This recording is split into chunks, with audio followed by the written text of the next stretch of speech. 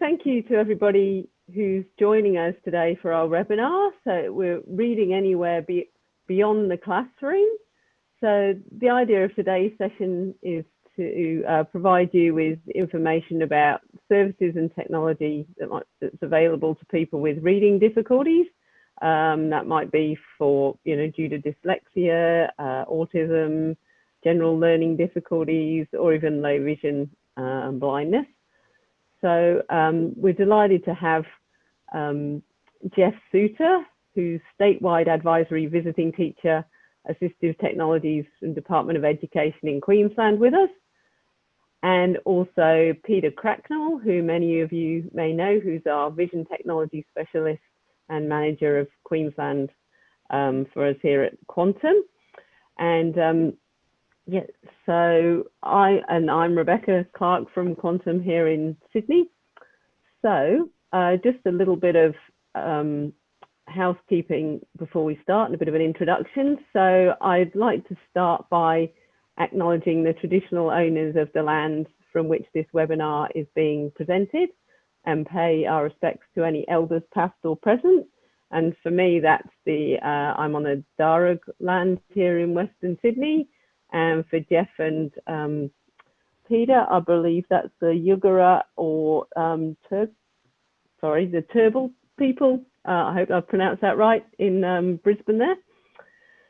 So yeah, so just a little bit of housekeeping. If you've got any questions throughout the webinar, if you put those in the chat box or the Q&A, and also if you're having any technical difficulties at all, put them in the chat. Alt and H is the way to get there. So if you're a keystroke user, and we are recording the session, so we'll send it round to anybody afterwards. You'll get that automatically.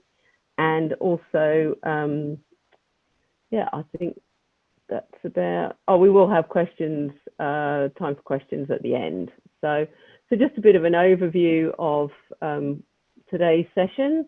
So after a brief introduction, Jeff will be giving us an overview of Queensland's Education's Department Inclusion Strategy and talk about who and how they help people with difficulties with learning. We'll then have a video interview with Marion McMahon, who's CEO from Speld there in Queensland. And then we'll talk about some of the assistive technology that we've got here for reading and writing difficulties. And Jeff will then report on the findings of a trial of the Orcam that was done in Queensland. We've got some video case studies of people using technology, and finally we'll have time for Q&A. So we expect to go for around an hour. So for those of you who don't know us, here at Quantum, we're a provider of assistive technology to people with a print disability and have been around for over 30 years. And we've primarily been known for doing things with low vision and blindness type technologies, but we can also have also got options for people with reading difficulties, say dyslexia, autism, or stroke, whatever reason it might be that you can't read. So we work together both with individuals, but also with allied health providers, teachers, parents, carers, and other support workers that are working with people to help find the best options to keep people independent, maximise their potential within education, access the curriculum. And we have a wide range of products from all different suppliers, and we try and get the best technology and most up-to-date technology that we can, always looking, what's new out there if it's suitable for people. We do this, we've got a number of fully equipped site support centres throughout, equipment centres throughout Brisbane, Melbourne and Sydney, but we can also normally go out and visit people as well, or we've done things through telehealth in these sorts of times when we've been locked down into various places. We are an NDIS provider. We work with education, we work with DVA, job access, and with individuals, privately funded individuals as well. And to help people get the technology that they need, we can help with equipment trials, software trials, and doing joint assessments where that's requested. So yeah, to give people the option of trying different options, see what they might need. We also provide training in the equipment that we provide, and we have our own service and support centres, so we provide after sales support as well. So that brings me on to introducing our speakers today. So as I said, Jeff Souter, who, thanks very much Jeff for joining us, is a statewide advisory visiting teacher for assistive technology for the Department of Education in Queensland, and he's been assisting people, assisting students with diverse learning needs for over 25 years, and is passionate about helping students access the curriculum and reach their potential. And we've also got Peter Cracknell, and who is there in Queensland, and he again has been with Quantum for many years, and is also passionate particularly about helping students and people in education, as well as in all other walks of life, trying to reach their potential and helping them access assistive technology, and always finding innovative ways of and new technologies and ways of using it. So that leads me into Jeff. I shall hand over to you.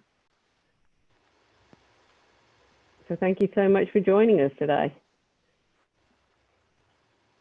Thank you, Rebecca, and thank you very much, everybody, for coming along to this session. It's fabulous to see so many people watching these sessions live, so I do appreciate you coming along. Before we go any further, if you can just give us a smiley face, certainly Rebecca and Peter, or a thumbs up, just to let us know that you can hear us okay.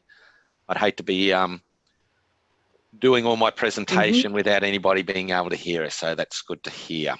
Okay, so basically what I'm going to be doing at the moment, or to begin with, is just to give you a little bit of a background about the Department of Education in Queensland. I'm based with State Schools, which is a section within the department, and and what our role is, and what my role is in relation to using technology to support students with diverse learning needs. So one of the main things that we have, or that we use to support our students across all of the different areas, is the State Schools Improvement Strategy. So you should be able to see that on the screen there, Rebecca or Peter, if you can let us know. Yep, you can see that. No worries. Okay, so the State Schools Improvement Strategy is a strategy that every school is using to ensure that we can maximise learning outcomes for our students. And you'll see from that diagram, and this has just been enlarged, that the students are absolutely at the centre of the work that we do across all different aspects of state schooling. And it includes looking at all of the various components that have been identified to support students. So that's including things like teaching, the strategies, the pedagogies that we use with our students, with the diversity of kids that we have across our schools, things like developing capability for students, and also for the staff, any staff that's working with the students, building that partnership across all aspects of the students' learning, which will include teachers, teacher aides, all the school staff, but it will also include parents. It may include members of regional support or school support, so that could include therapists, advisory visiting teachers, outside agencies. In some instances, it could include some of the NDI service providing services, to make sure that we are all on the same page with regards to the students' learning and how they can be supported to improve their learning outcomes.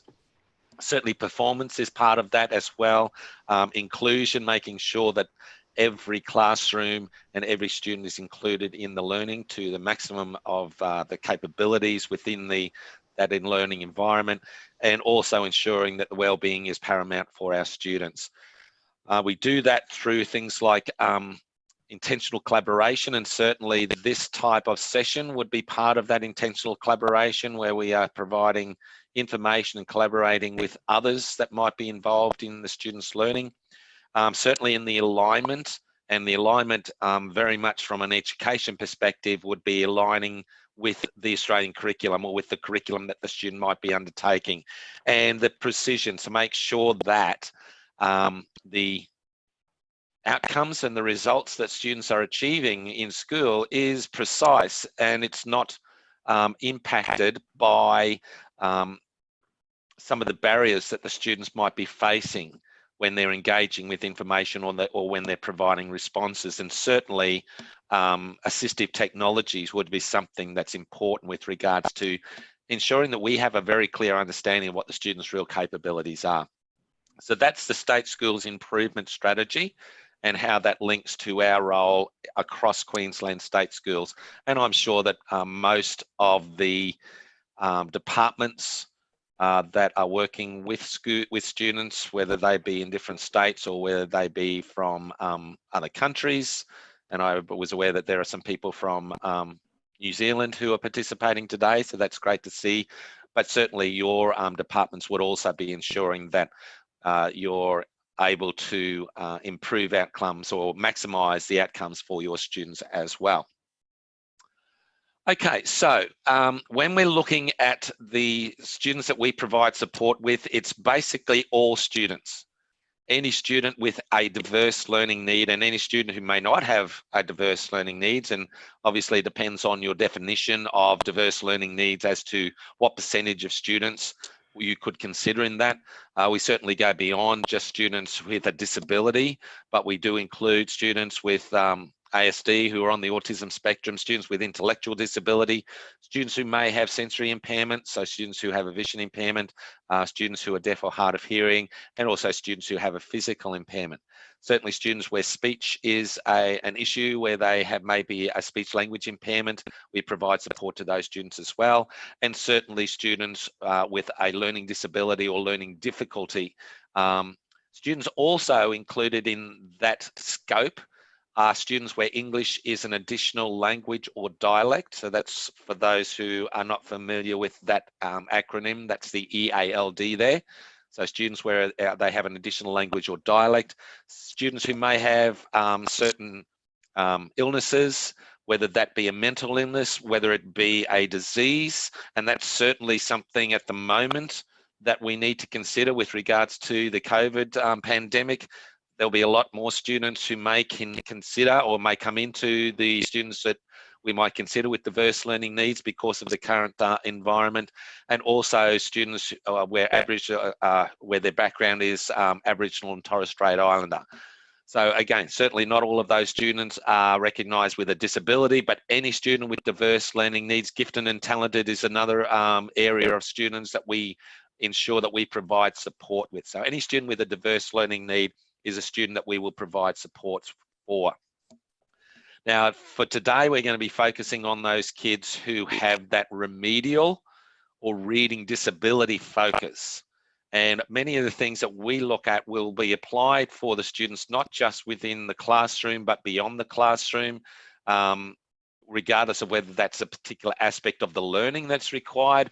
And certainly one of the things that has become a significant consideration in today's learning environment is ensuring that students who are working from home are able to access and to demonstrate their outcomes in remote learning and things like that. And I'm sure that that's something that many states and many countries have had to come to grips with recently, is to make sure that students who are doing a lot of their learning outside of the classroom, whether that be in a remote learning environment, whether that be from home, whether it be as part of a distance education program, we need to ensure that the students can engage with their learning effectively. When we're looking at that, the department here has a centre, which is the Reading and Writing Centre, and it's a centre that provides support to schools and to individual students around how we can improve students' reading and writing abilities. And they use a specific model with regards to that. And they look at ensuring that we have a clear understanding of what the deficits are for the students in relation to their learning. They look at breaking the deficits down into two general areas. So one general area is the word reading area. So that's where students may have deficits in decoding, in sight word reading, or in developing their fluency. And then we look at things like the listening comprehension, and that's looking at things like inferencing, so reading information and being able to get the meaning from that, comprehension, and also text structure knowledge. And it's important for us to have an understanding of what the challenges are that students might have, because that helps us to identify what support strategies we need to put in place, what pedagogies we need to be able to deliver with those students, and also what technologies we might need to use for certain students. For example, if a student has, for example, word reading difficulties, so they have difficulties in decoding or sight word recognition, the technologies that those students would use may be very different to a student who has a comprehension deficit. So it's important for us to have an understanding of those things to identify what tools we can actually use with our students. The other thing that to me certainly is critical is to have a clear understanding of the curriculum, because we need to identify where and when we can use these various strategies and various technologies without compromising the curriculum.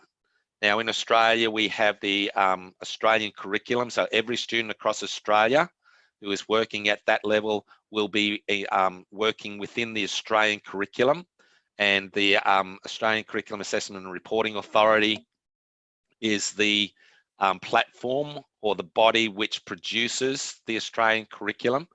So we need to have a very clear understanding about the terms that we use within the Australian curriculum, what those definitions are, and so on.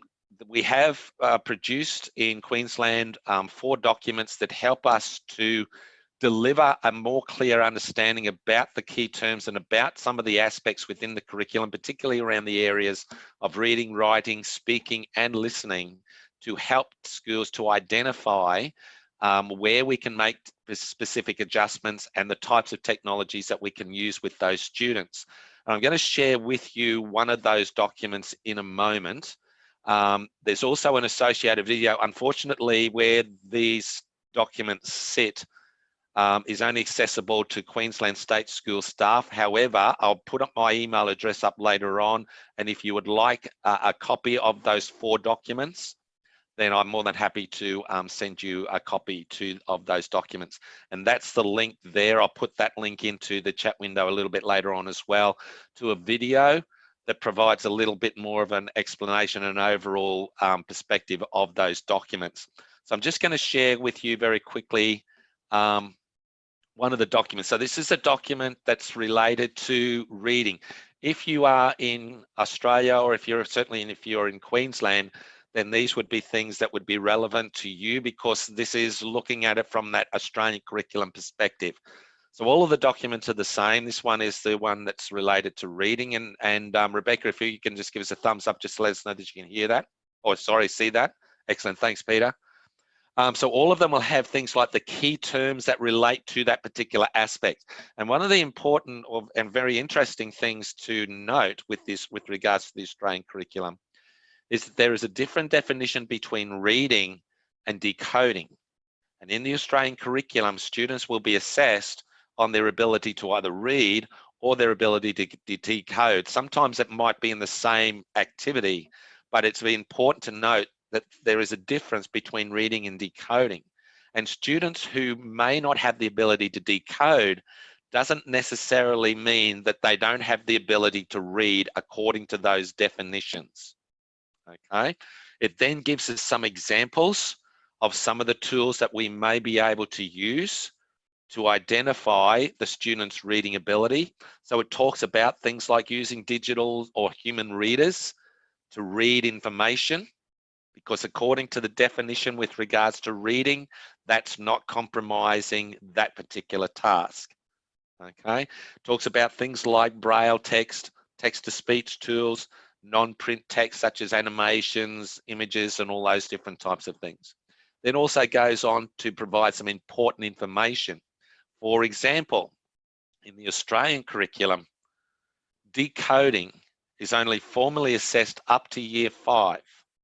So in year 5, there will certainly be tasks that the students undertake that will assess the student's ability to decode. But after year 5, so from year 6 up through to year 12 in Australia, the capacity to decode is not something that is formally assessed. And it's important for us to know that, because a lot of times we will assume, okay, a student who's in year 7 or 8, they have to independently read something that's in print and get the meaning from their capacity to decode. And according to the Australian curriculum, that's not the case.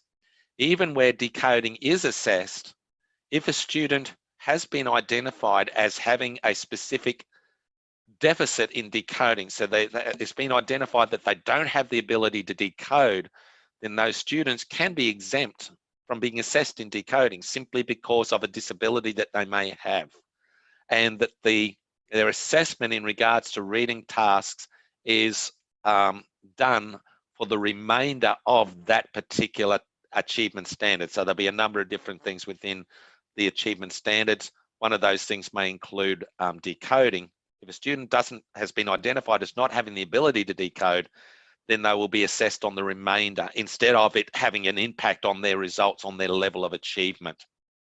So those documents are important for us to ensure that we have an understanding about what the Australian curriculum is wanting the students to be able to demonstrate, what adjustments we can actually make to their learning, which may include technologies and assistive technologies. And that's where my role basically sits, and certainly a lot of the things with regards to quantum would be looking at is the tools that we can use to support students where they're engaging with the Australian curriculum and where they may struggle to be able to engage with certain aspects of the Australian curriculum. Okay, so that's that document there. All right, so when we're looking at the Australian curriculum, and again, some of these things go well beyond the curriculum. This could be for people who are not in school, who are not working in school. Many of these things we would also be able to provide support for with our students. We do have a wide range of options available to us now. And many of the tools that we have, whether they be hardware or software, the devices that we're using, many of the devices, or pretty much every device that we will be using, whether it be in school or not, it could be a Windows device, it could be an iPad, it could be an Android device, it could be a Chromebook, a Mac computer. Any of those devices will have a range of different tools that we can use to support our students. And there will also be additional types of technologies that may go beyond the support that we have within those applications or within those platforms that we have. I'm going to very quickly, we got time, Rebecca, just to show an example here before we go on to the next section. Just let us know. Yep. Yep. Okay. So what I'm going to show you is just an example of some of the things that we might in fact have within our operating system. Now, in Queensland, our main platform that we use is Windows, and that's the tool that I'm using. Please don't think that that's the only platform that you'll be able to use these types of tools with. Any device that we're using, we will have either exactly the same tools or something very similar. So what I'm going to do is I'm going to open up my Microsoft Edge browser, and I've opened up a website here.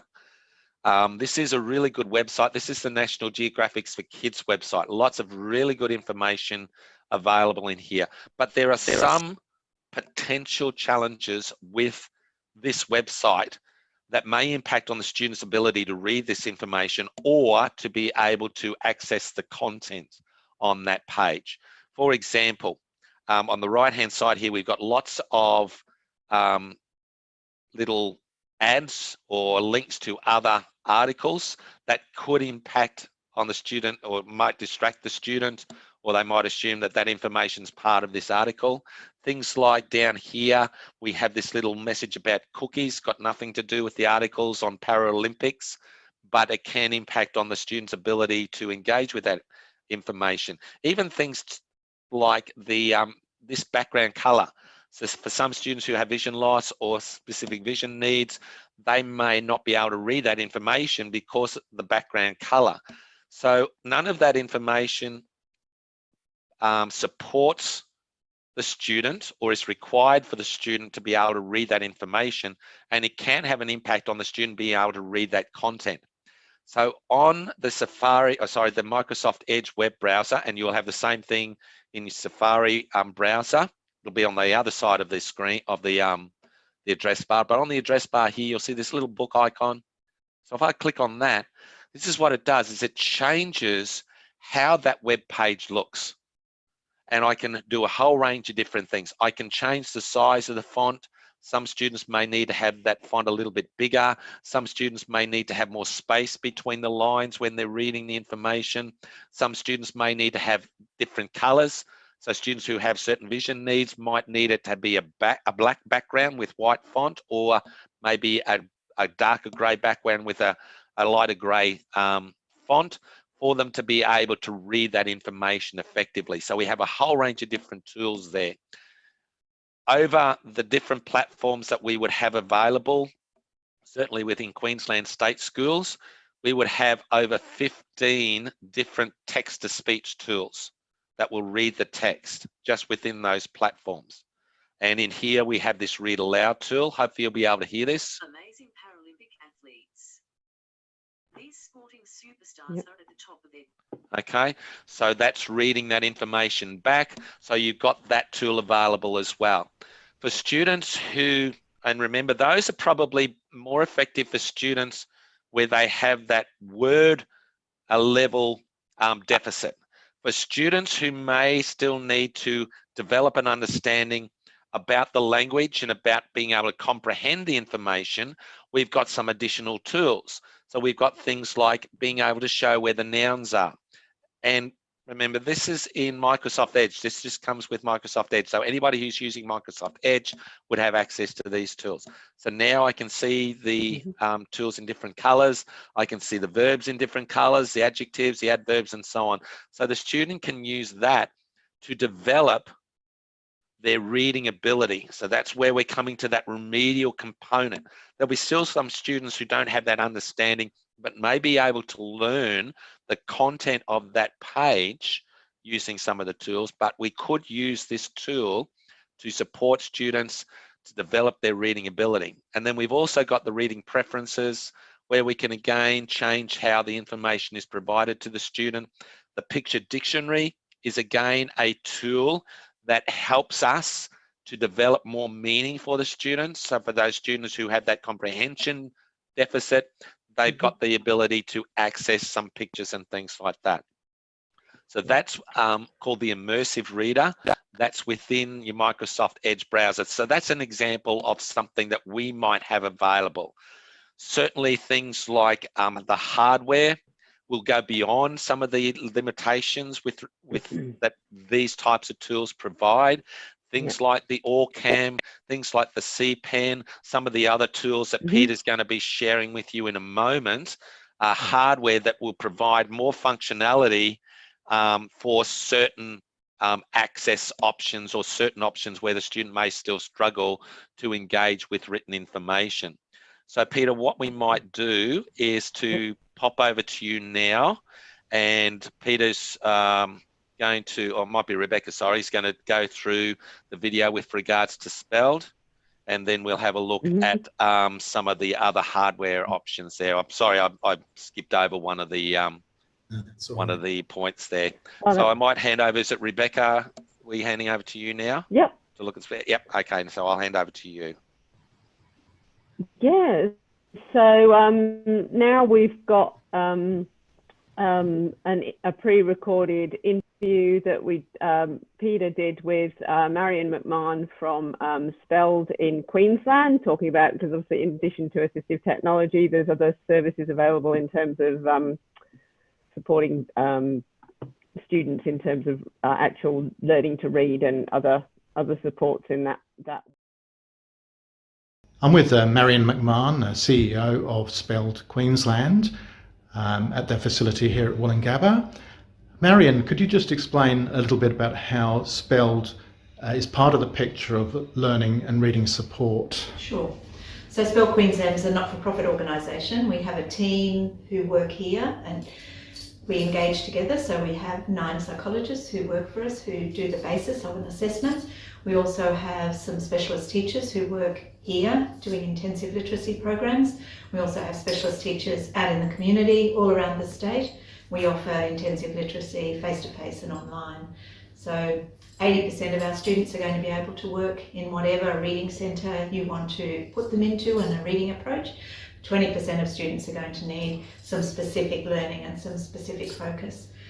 Just recently we've started to work in flexi centres and alternate education centres, which is really, really important because sadly 25% of our population has a reading issue, and that equates to 80% of our prisoners who have a reading issue. So if we can break that cycle, if we can help those people to learn to read, because we have lots of little children who refuse to go to school, who are diagnosed with behaviour or inattention, when actually they have a learning difference.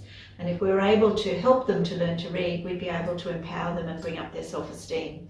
So we do intensive literacy with those alternate education centres and with all children.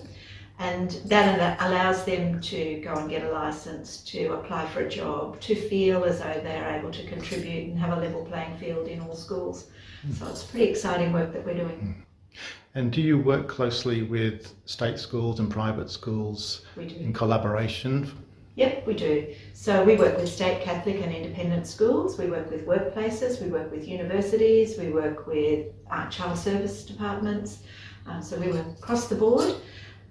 We work in all of those schools. We do lots and lots of workshops for our workplaces as well, because often those students go through school, they've not been able to achieve, and then they come and they do an apprenticeship and they're unable to do their assignments, so they're with an RTO and they can't do their assignments or they can't participate in the workplace.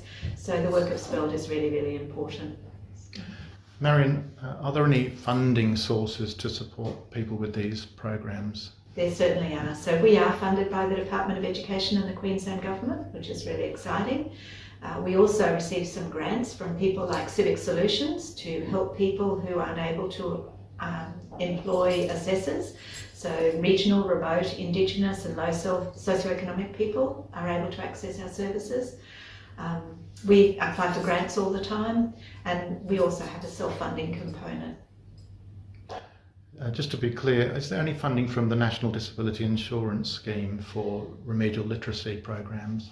There's not any funding directly from NDIS at the moment, but NDIS are funding assessments, and those assessments then provide all of the child's strengths and weaknesses and their accommodations and recommendations for how they can be helped at home and at school. So many, many people apply through the NDIS to have their psychometric assessment fully funded, and the NDIS are doing that, which is really amazing. Apart from people and support staff and tutors, is there any technology that can be used, that you use at Speld? Yeah, all the time, because these little people obviously are afraid to read or don't like to read or can't write their assignments. So we use lots and lots of assistive technology. So speech to text, text to speech, scan pens.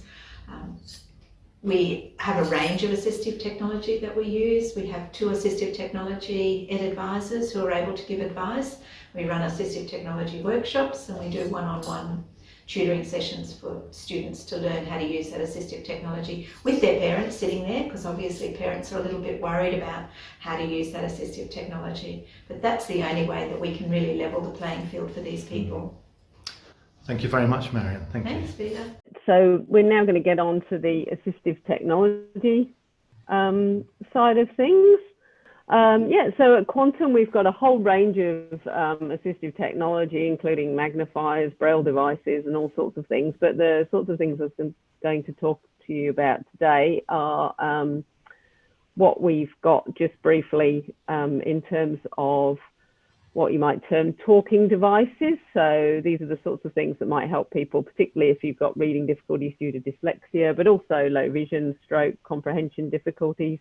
So all of these devices take printed text, whatever surface that might be on, and turn it into speech. So it'll read aloud to you. So we've got a number of different options. They might be desktop ones like the Clear Reader, where you put something underneath, press a button, and it will read. So that's really just for home. We've got things like the Orcam Read, which is a handheld portable device that here you can just, and Peter will be demonstrating, that you can just click a button and it'll read out loud to you.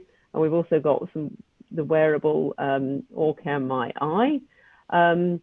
So these can be read for reading books. It might be out reading menus in a cafe when you can do that.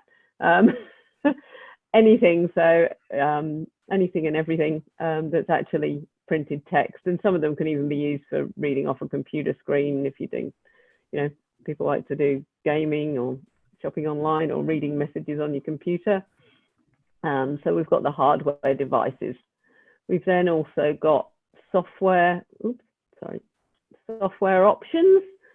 So to help people access the computer, and I know Jeff was talking about some of the things that are inbuilt. So we do the Dragon naturally speaking software, which lets you talk to the computer and have it typed out. So voice recognition. So particularly if for students that find themselves, it's easier to express themselves verbally, and being able to type might be getting in the way of what they're actually trying to convey. We've got things like the Read and Write text help tool. Now we do that for individuals and organizations. So that provides you with a whole range of tools over all sorts of platforms. It is available for education, but text help look after that themselves.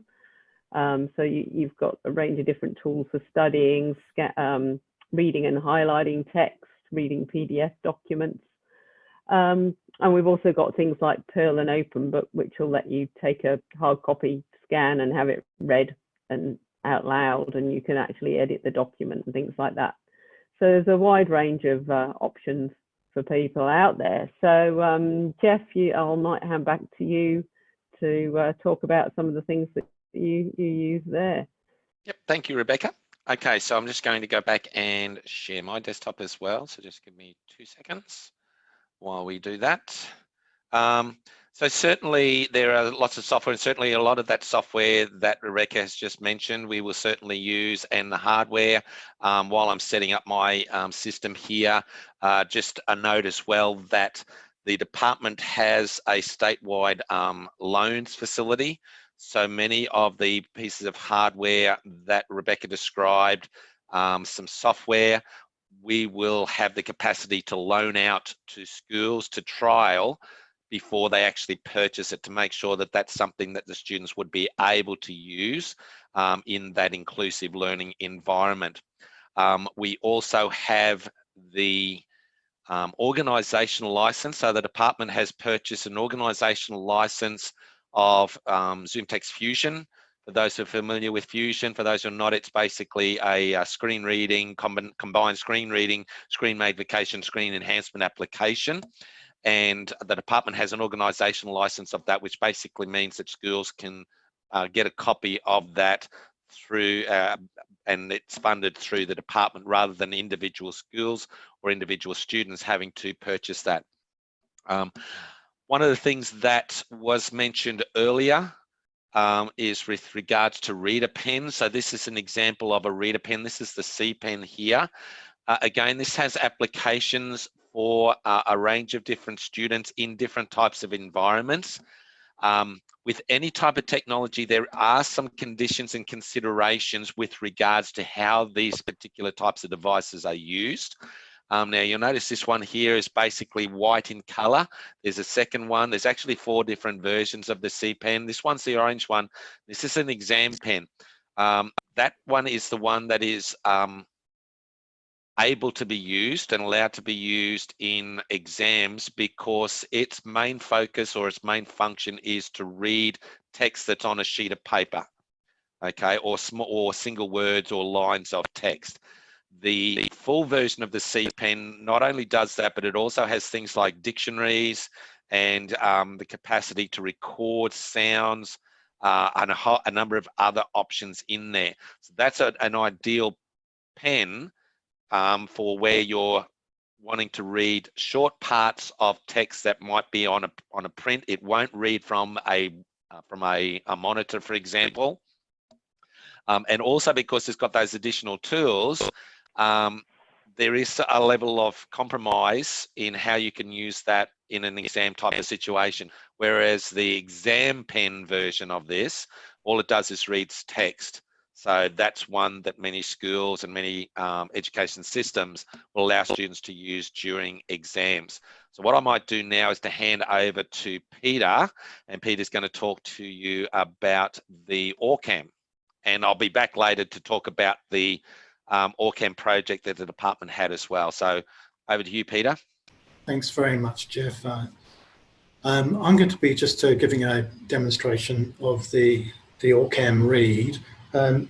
Rebecca mentioned that there were two versions of this device. One which is worn on spectacles. It just fits. It doesn't have to be prescription spectacles. It can be blanks like this. And that, of course, enables a hands-free use. And then the version called the Orcam Read, excuse me, which is a small handheld version that about the size of a highlighter pen, or similar in size to the C-Pen actually. And just on that, just to compare the two, this doesn't have built-in dictionary or anything like that.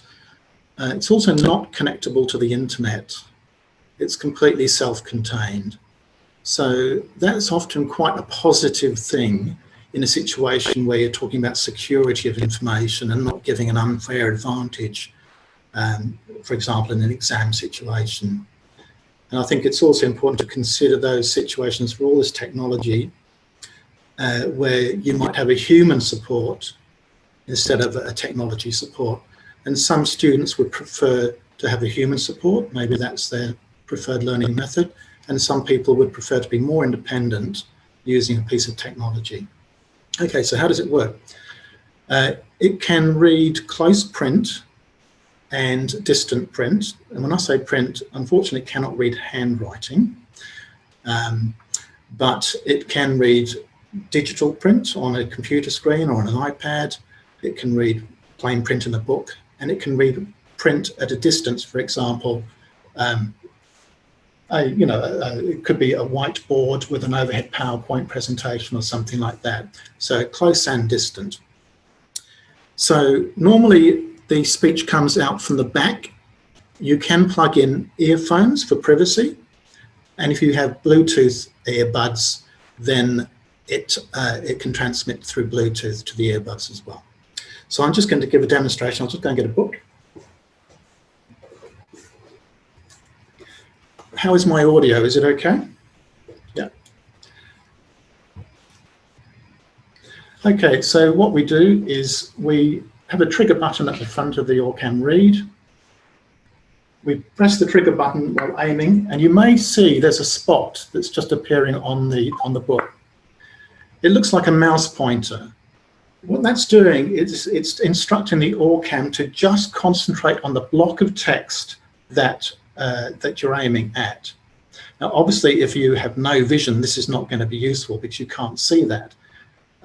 But even people with low vision can usually detect that if their vision supports it. And of course, for people with dyslexia, they can, of course, see that.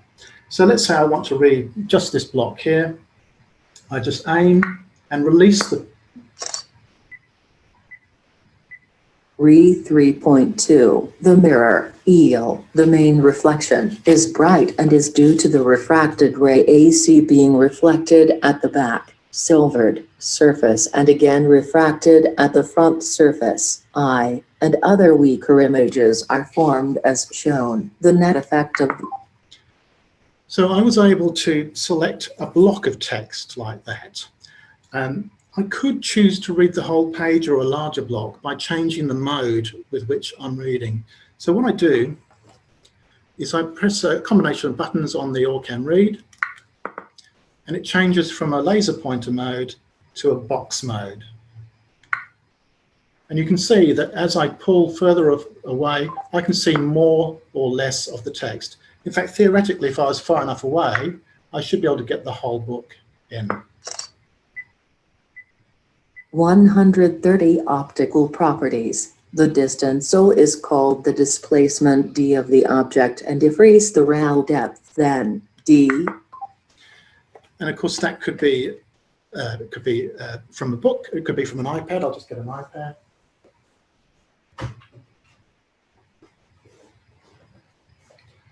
And so, same idea. You just treat it as if it's a paper surface.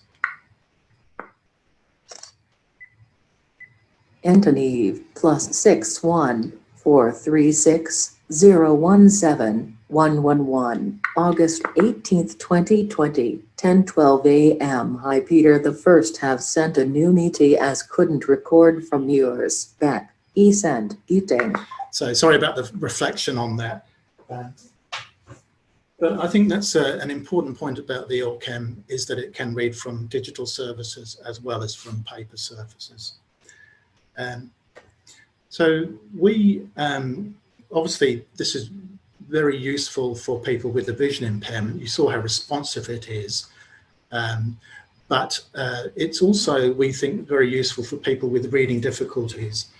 Now, we often have people who struggle to keep up with curriculum because their visual reading pace is so slow, but their auditory processing is really fast. So there are many people who can process and engage, but they just can't read fast enough to keep up. And with that in mind, we're going to sort of segue into how we were involved with the Queensland Department of Education to commission a trial of the Orcam in various schools to see whether it would have a benefit for children with reading difficulty that was not vision related. We knew it would work for kids with vision issues, but we wanted to concentrate on reading difficulties beyond that. So Jeff, we might talk a bit about the background to the trial and the results of the trial. Absolutely, thank you, Peter. So yes, we were very fortunate enough to be provided by Orcam 10 devices that we used to determine the capacity for the Orcam to support students from a reading support perspective. And this was the first time that this had actually been explored anywhere in the world. We were very fortunate to be part of that project. We put the devices into 9 different schools. So we had 10 devices, 10 devices, 9 schools, and one school, which was a prep through to year 12 school, we actually put 2 devices in there just to see what the impact was to have multiple devices in the same school. You can see the list of schools here. So the different regions, whether they were prep through to year 10 schools, whether they were primary schools. Some of these schools were also regional schools, and Arakoon State School, for those who are not familiar with Arakoon, and also, where are we? Pomperaw State School. Those 2 schools are Indigenous communities, so they're remote communities in the far north Queensland, and they have the main population of Aboriginal and Torres Strait Islander students. So we had a wide range of different students and different schools and different sectors that we used that trial with. When we were trialing it with the students, we asked them what the focus or the disability was for the students. The majority of the students that were trialed with the devices, and you'll see here that adds up to more than 10. So some schools actually trial the device with more than 1 student. The majority of students who were identified as having a learning difficulty, 1 student was identified as having dyslexia. Having said that, some of these students who have a learning difficulty may also have had dyslexia, it just wasn't identified. 3 of the students also had ASD, autism spectrum, and 1 of the students was being used where English was an additional language for that student. In the areas of the curriculum, so they then trialled the the Orcam across a range of different areas of the curriculum. The main area obviously was in English, but we also found, interestingly enough, but logically when you think about it, it being used in areas such as math, science, HAS, which is the human and studies of society, sorry. The arts, technology wasn't used in languages or languages other than English. In relation to math, science and HAS, it's important because particularly in the area of maths, because many students struggle with their maths activities, not because they can't do the math, but because they can't read the question. And as a result, many of the schools were using it to help the students to read the question so that they could then undertake the actual maths activities, which was very important, because when we're looking at maths, we shouldn't be assessing the student's reading ability. We should be assessing the student's maths ability. We then also looked at the area where it was identified that the Orcam was most effective. Certainly majority was in English, but there was also some indication that in other areas it was effective as well for some of the students. Now, we then looked at, did it increase the engagement? Because that was the main focus. Did using the Orcam increase the students' capacity to engage with reading tasks? And certainly the majority of students were identified that it increased their engagement. All of the students, it was indicated or identified that it increased the students' engagement, but we then wanted to know by how much. So the majority of the students, their level of engagement was identified as increasing by at least 25%. Some of the students, 3 of the students, the schools identified that it more than doubled the level of engagement of the students with those reading tasks, and that's fairly significant. So every student was identified as increasing their engagement to some degree. Certainly more than half, it was more than 25%, but there was still around a quarter of the students where it was indicated that they more than doubled how much they were engaging with written content, and that's a significant result. So some of the other things that we identified was 88% of the students, of the school, sorry, indicated that they considered the Orcam as an effective tool for all of the students who engaged with the trial. All of the schools indicated that every student increased their engagement with written content. We mentioned that before. All schools indicated that every target student from the trial was more engaged with written content. So not only did it increase the amount that they were engaging, but as they were using the device, they were more engaged with the information that was being provided to them through that written format. The schools also indicated generally that the students were less distracted, they were less frustrated by using the Orcam, and also, which is a huge thing, they were less likely to engage in disruptive behaviour. And there's a lot of research around why students have disruptive behaviour in schools, and in many instances it's because they become disengaged with their tasks, with their learning tasks, and in many instances that learning task will have a significant reading component to it. So the level of behaviour, aberrant behaviour, significantly reduced as a result of the students using the Orcam. They were observed as being more eager to select books, which again is a big thing. These kids were actually going out, kids that would never go out before and say, can I read this, or can I go and grab this book off the shelf in the library or whatever. They were more eager to actually do those things. So it's re-engaging the students with those learning tasks and doing that independent of the teacher having to require the student or forcing the students to be doing those things. The students' reading task endurance was noted as having a significant improvement. So not only were they engaging for more often, but they were engaging and reading for longer. So they were maintaining those tasks for longer. And then over 62% of the students were either highly motivated to use the Orcam or sought the Orcam out. Now, the other thing that was important with regards to the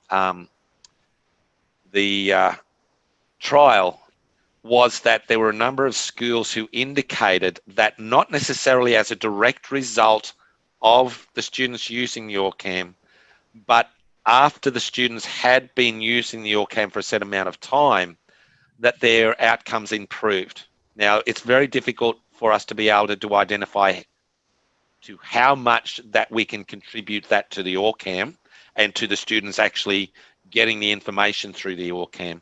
But certainly part of that could be attributed to the students' engagement with reading, to the amount of time that they are now reading, and ultimately then learning more content is improving their outcome. So it was a very interesting trial that took place with regards to the Orcam. All right, so I might hand back over now to Peter. Are you doing the case studies? Yep. Yeah, so back over to you. Just to thank you, Jeff, and the Department of Education for commissioning that trial. It was unfortunately COVID sort of stepped in the way since then, and so though it was conducted in 2019, 2020, obviously we've had some delay with COVID since that time. But sorry, Peter, yes. Can I just butt in there for a second? If anybody would like to get a copy of the detailed report from that, I'll put my email address up a little bit later on. More than happy to distribute that. And I think there's also, that's on the Orcam site somewhere as well, Peter, is that correct? We will be able to have it on our site as well. Yeah. On our Quantum site, yes. Yep. Sorry for that. Over to you. Thank you for that, because what you were seeing there was just a summary of some of the takeout points from the trial. The actual report is a lot longer than that, but with many very exciting findings. I should just point, there's been some questions about cost. I should just mention cost at this point here. So the Orcam Read is $2,499. So it is considerably more expensive than the CPEN. But when you're talking about a tool that would be used throughout education in many, many areas, and beyond education, of course, out in the environment, in the workplace, it could be a very useful investment. The CPEN's around about $300, I think. Yeah, a little bit more than that. I think now, it's about actually. $300. $300. Yeah. We can also supply CPENs as well. Yeah, we've got that through our website. Yeah, it's all about identifying, the appropriate investment. And there was also a question about whether these are funded through NDIS. They can be for some people. Of course, with NDIS, you can't really make a case for it in an educational context. They won't provide it for use purely at school. But of course, there are many other contexts beyond the classroom that it could be applied to. And of course, we're talking about reading for pleasure, but we're also talking about reading for work. We're talking about reading for extra, for tertiary education and post-education as well. And just on one point there, we do have some children who they play a lot of computer games, which they're very good at. Maybe they spend too much time on computer games. But one thing that they do struggle with is reading the flowing chat on the multi-user online games. Like, let's go over there and kill that thing. Meet you at so-and-so.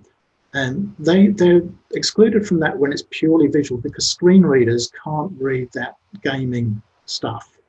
We don't have screen readers that can work with games in that sense. But with Orcam, you can just zap just that area of the screen very quickly and have that read out loud. So it may seem like a small thing, but it can be for many children and young people a very big thing. And that's exactly the sort of thing that can be aligned to NDIS goals. Okay. So talking about moving on beyond school, Rebecca, we hope we can play just a couple of videos of examples of where young people might find the Orcam useful. Rebecca, could we give that a go?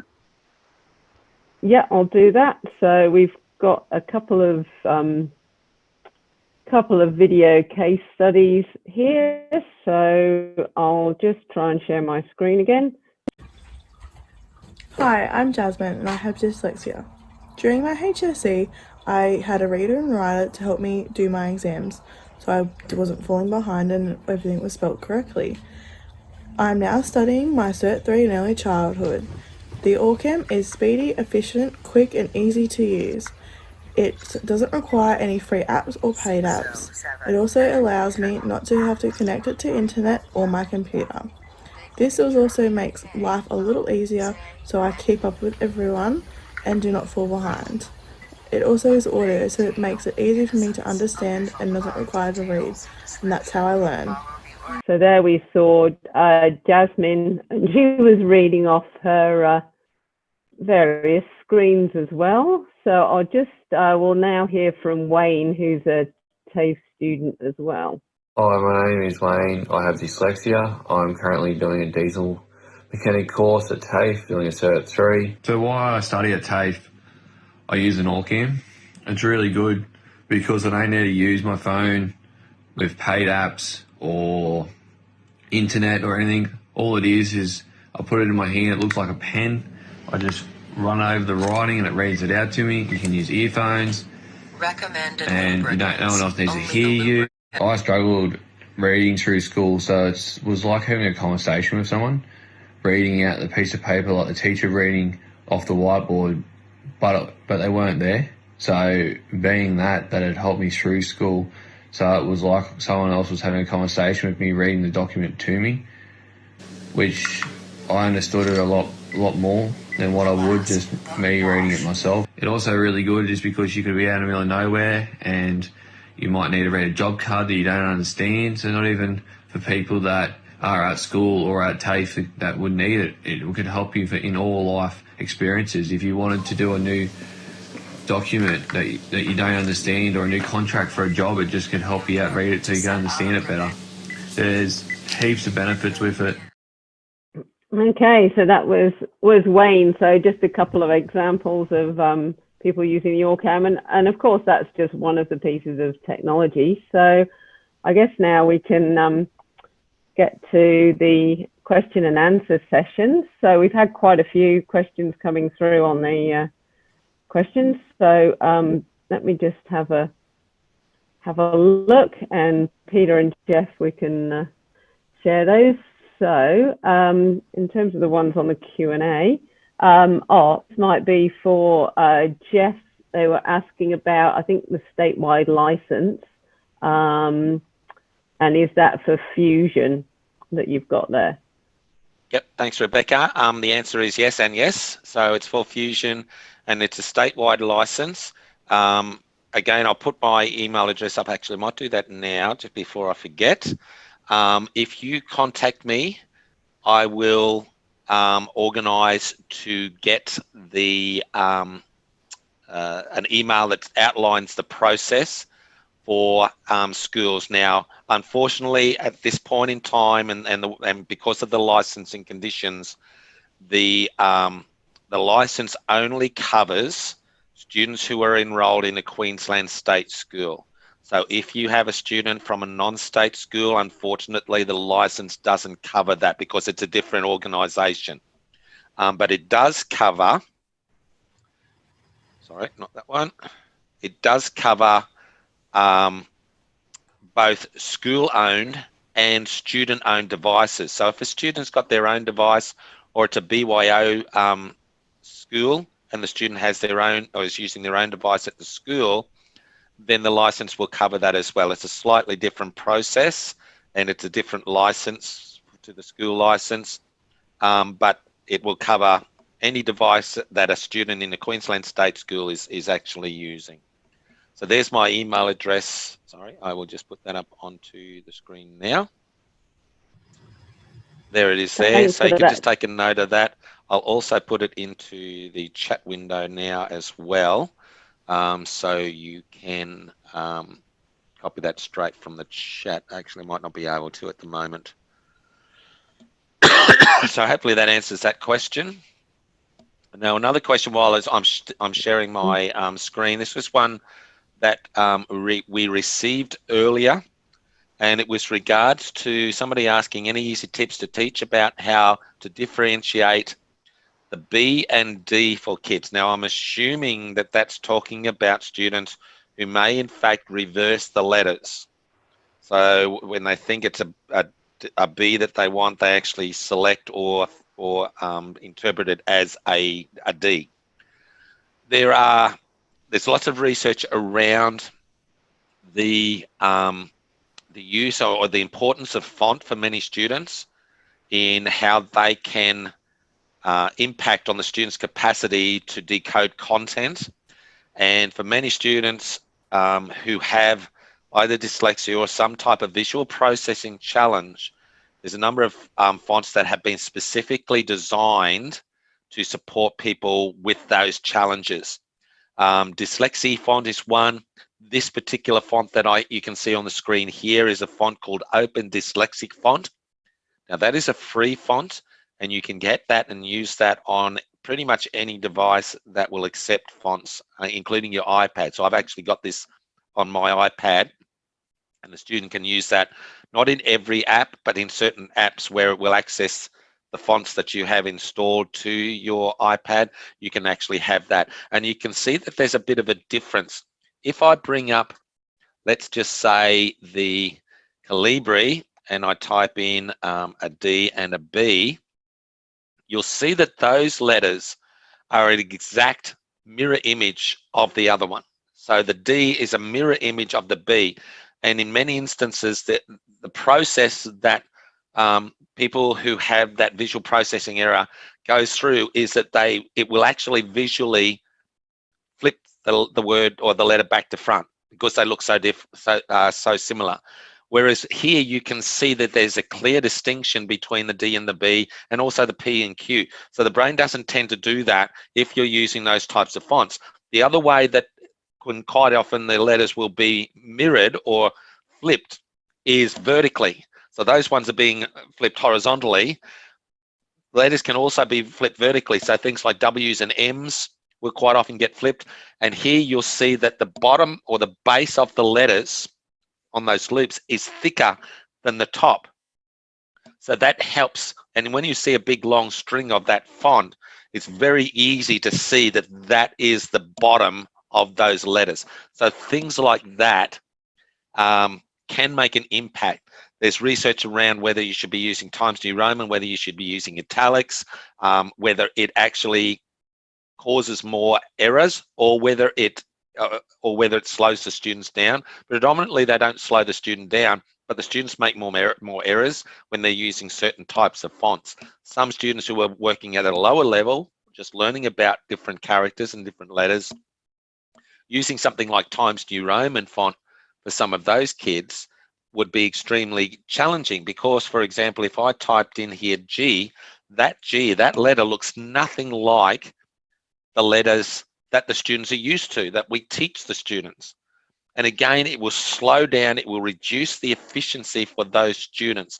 So fonts can be quite important when we're looking at developing students' reading abilities. So hopefully that's answered that question there. And on that, Jeff, once you have downloaded these fonts, you can use them in any of the other assistive software. Yep. So if the child is using, say, Open Book or something like that, where you're reformatting the text with this background, that font, you can apply those dyslexic fonts as well. Right. Rebecca. Okay. Yeah, there's a couple of questions again about the reader pens. Can you change the voice to male or other accent? Yes, you can change the male-female on the Orcam Read. On the spectacle-mounted one, we also have Australian voices, but currently with the Orcam handheld, the Read one, we have that American sort of a voice, but in the future we'll have Australian voices as well. Is that the same for the C pen, Jeff or Peter? I'm not sure. I think. Yeah, it will come with a set number of voices. It also comes with a number of languages. I think it's up to 5 different languages. And just a good heads up, if you do change the language, make sure that you remember the order of the menu. I was out at Gayndah State High School the other day, and yeah, it's North Burnett State College, sorry, and they have they're using a C pen for their exams, but the language was actually changed to a different language, and they couldn't change it back because they couldn't read the actual menus in that language. So that's a little bit of a trick for young players, is to make sure that you are familiar with the sequence or the order of those types of things. But yeah, you have different voices, male, female, and a number of different languages. Before we advance to the next question, a lot of people want to see your email details again, Jeff. Yep, I've just whacked those in. So if you just scroll up a little bit, I'm also going to get the home page for the Open Dyslexic font. That was the font that I put up. Okay, so that's the link. So if you go in there, you can download that. As I said, it's free. There is an option to donate, and I would encourage people to consider that, because it is an incredibly useful font. There are some other ones that might have more application for some students, but this is the only one that I'm aware of that's a free font. And as I said, you can put it on pretty much any device.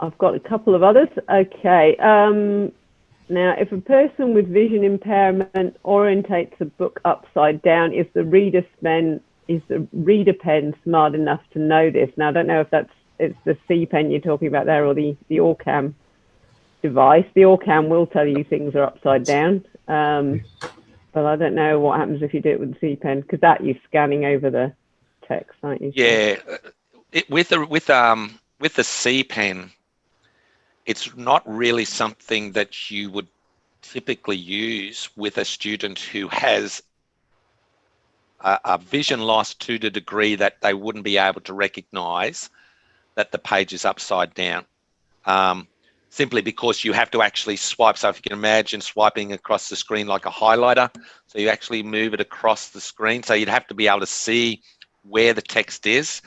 Now, having said that, there may be some students who are at that lower level that they wouldn't even know that the letters are upside down. They can see the line, but they may not know that the actual text is upside down. Where that's the case, it will probably most likely come up, excuse me, and say, can't read that text. So I won't read it backwards. Thanks for that, Jeff. Okay, either Peter or myself can answer this one. They've asked what Fusion is. It's actually, we did a bit in our education newsletter that's just gone out about it. It actually combines the Zoom Text Magnifier Reader, which magnifies and has some speech for the Windows computers, with JAWS screen reading. So it gives you both options. So it's really good in an educational setting, because you can use either Zoom Text, JAWS, or both together, or you can use it combined. So you've got all the reading functions, so you can use it on the web and all the other tools, and even scan and read actually now, or open, read text that might otherwise be inaccessible, together with all your magnification functions. So if people are losing their vision and eventually might need needing that full screen reader function, it's good. But if people are needing to trial it as well, we can do that on an individual basis as well. So yeah, that's good. Okay, what else? Okay, just as asked, is there any research suggesting that using technology is detrimental to their reading writing development? I hear of teachers worrying that the child will not learn to read right if they use technology too early. Yep, I can provide a response with regards to that. Yeah. Any of these tools that we're talking about, it's almost certain that the student has been identified as having a specific need. In the Australian curriculum, putting it in very general terms, if the student has the capacity to decode, to be able to read according to that definition, to be able to write and handwrite, because there's a different definition between writing and handwriting. If the student has that capacity, then the expectation that the student would be using those tools. If, however, it's been identified that a student requires some level of adjustment, then the expectation would be that the school provides that adjustment, which could include the use of some of these technologies. For example, if a student in prep through to year 3, because that's the only time that handwritings are again formally assessed, just like decoding, if a student who is in prep through to year 3 doesn't have the physical capacity to pick up a pencil, then that's not something I'm actually going to be assessing for that student. I would be assessing them against the other components within that achievement standard. So things like the student's vocabulary, their sentence structure, their punctuation, their grammar, all of those different things.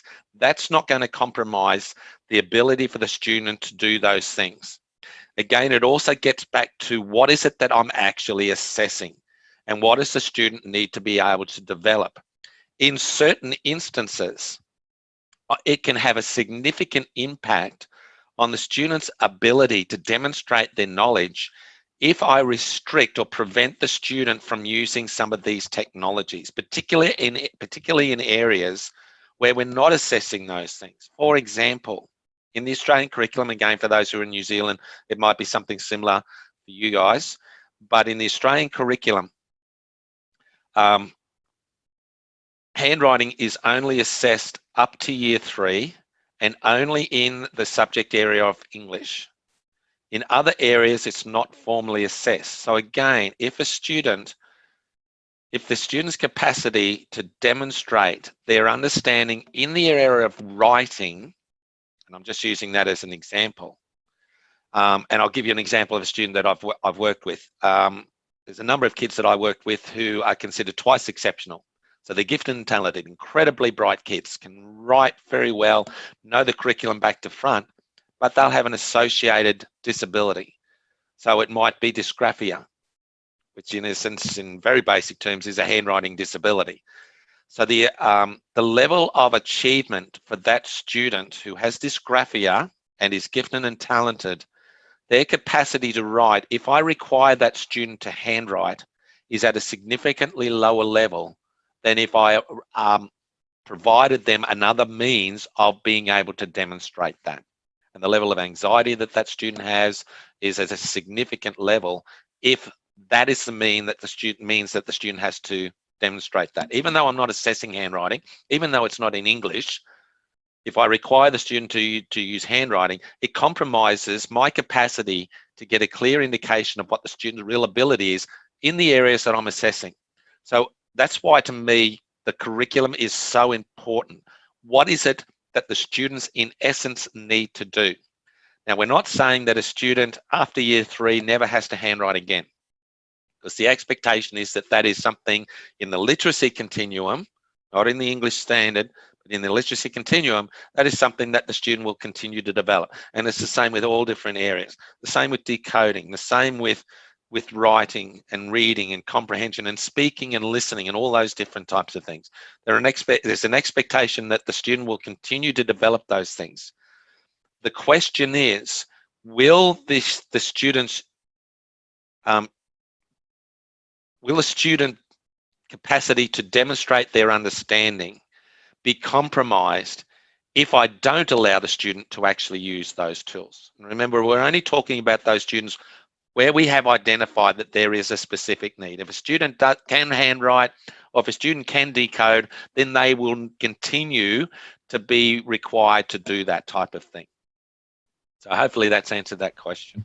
Could I add a little bit to that, Jeff, as well? Yeah. Which is, and I'm sort of detecting in the question that maybe by giving us text-to-speech tools, people may get lazy reading visually. I don't know about research behind that, but the flip side to that is about engagement. So one thing we did find in the Queensland trial was that a lot of the students who were disengaged were in the moment able to engage, and then their other abilities could shine through and they could actually respond at the moment and keep up in class. So I think that's the flip side to it as well. Yeah. Rebecca, should we move on through there's many questions, I think. Yeah, so I think Oh, we had been asked, oh, is the Orcam approved for exams? I guess that would depend where, but it's not connected to the internet. So I don't know if you want to speak to that, Peter, or even if I've been just discussing that with the curriculum people, but we're still working on that. Jeff, have you got any comment on that? Yeah, any type of adjustment or any use of technology, any type of technology from prep through to year 10 is in Australia is a school-based decision, because it's all school-based assessment. And if, again, it does not compromise the student's capacity to engage with the curriculum or demonstrate that. For example, if it was a task where I wanted to assess the student's decoding ability, that was the task that I was assessing, then I couldn't use the Orcam, because it would compromise that. But if it is, let's say, a science question, and I'm not assessing the student's ability to read that science question, then it would be a reasonable adjustment for many students to be able to do that. In Queensland, we have the Queensland Certificate of Education. I'm sure that all the other states will have same types of things, a VCE and I think it's VCE is in Victoria. The authority, the Curriculum Assessment Authority in Queensland, it's QCAA, Queensland Curriculum Assessment Authority. They will determine what is the requirements with regards to their assessment, with regards to a year 11 and 12 that goes towards the certificate, the Leaving Certificate of Education. But so long as a student is using that type of technology within their regular learning, and we have documented that information, the documentation will be imperative in not just in Queensland, but I'm sure across all different platforms, that the student needs to use that as part of their regular learning. It would be unfair to take that device away from that student for their exams. And so long as it's not compromising the student's questions or the question or that particular exam, then there is every opportunity that the student would be able to use those in exam from prep right through to year 12. And again, in TAFE and university, all of those different platforms. So hopefully that's answered the question as well. And I should just add that Okay. there is sorry, Rebecca, just wanted to just add a minor point, which is that there is actually a neutrality about text to speech, whether it's the Orcam or whether it's from a software. So rather than a human speaker assisting the child, yeah, do you want to follow that up? I was just going to say, Jeff, that whereas someone sitting next to the child and reading answer A, B, C, they might like emphasis on A, B, or C, or they may add some emotive content, inflection to their reading of the question, whereas text-to-speech adds a level of neutrality so they don't get an advantage. The other thing too, Peter, with regards to much of this is that it is something that can be ubiquitous for every student that we have. And an example of that is in our NAPLAN testing. For those who are from overseas, NAPLAN is a national testing program to identify students' levels of literacy and numeracy. Now, in the NAPLAN online environment, for those who have or have not done it in Australia, if you go into the numeracy task, every student has the capacity to have the maths question read to them.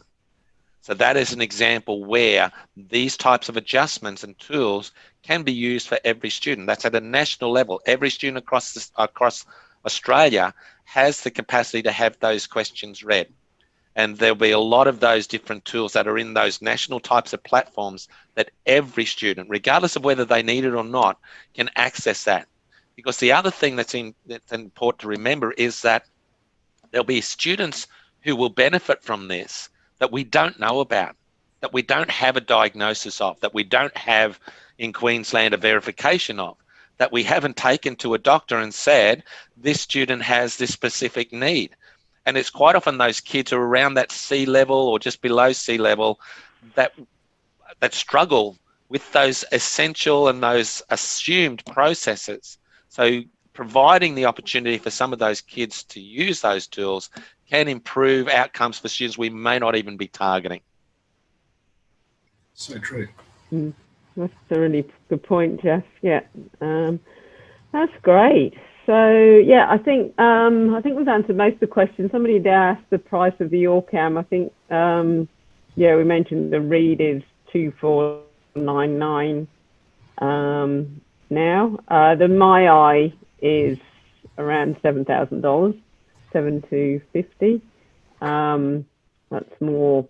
That's the Pro version. There is one about, is it 6.5 now, Peter? The Yes. Read Smart. Yeah, the Pro version, of course, has got many other features. So we're talking mostly about reading features. So yeah. Yeah. Raoul had asked about the different languages, whether it's English to a different language, but it's not generally translation. It's more if it's the text in that particular language, it will read it. They don't translate, at least in the Orcam. So, there are, sorry, right, Rebecca, well, there are some tools out there that will do the translation. And again, there'll be some tools that you've already got available. If you have access to Office 365, for example, there is a translation tool in PowerPoint Online. You don't have to use PowerPoint. You just need to access the captioning tool in there and to have it translate. The immersive reader tool that I showed you in Microsoft Edge, one tool that I didn't show, unfortunately, which was remiss of me, is the translation tool. So if you go into those reading, that fourth button right down the bottom, it will translate a website for you. And when it translates, if you choose to get it to speak, it will translate or speak in that translation, in that language that you've selected to translate it. Okay. Well, and I think we also need to have Jeff's slides up again. Your contact details just exposed there. Some people were complaining that they didn't have enough time to write them down, and of course our contact details as well. Yeah. Yes. Yeah. So I'm happy to. Rebecca, I've just put my email address in the chat window there. The other thing that I'm just going to put into there also is a link to a Education Queensland website. This was produced as part of the lockdown last year, and we produced over 100 different videos, just 2-minute videos on different types of tools that we know that schools will have. So things on your iPad that you can use, things in Microsoft Word, Windows, using PDF documents and so on. So there's a whole heap of different little videos there that people can go and have a look at, and that's public, an open-faced, outward-facing website, so anybody in the world can access that.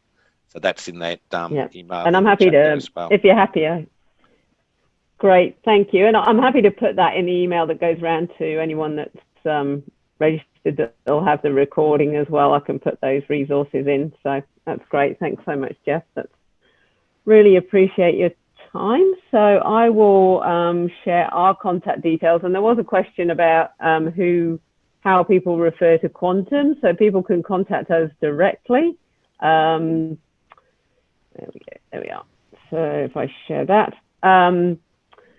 so you can contact us. We've got our website, Quantum RLV, which is readinglearningvision.com.au. Our main phone number 1300 883 853, and we are national, so we can that will send you to our lovely customer service team, and we'll put you in touch with your local consultant or office. There's our email, info@quantumrlv.com.au. So yeah, if people want to trial equipment or have further questions, by all means do so. But yeah, people do get referrals via their occupational therapists, speech pathologists, whoever, teachers. So yeah, you don't need a formal referral at all to contact us.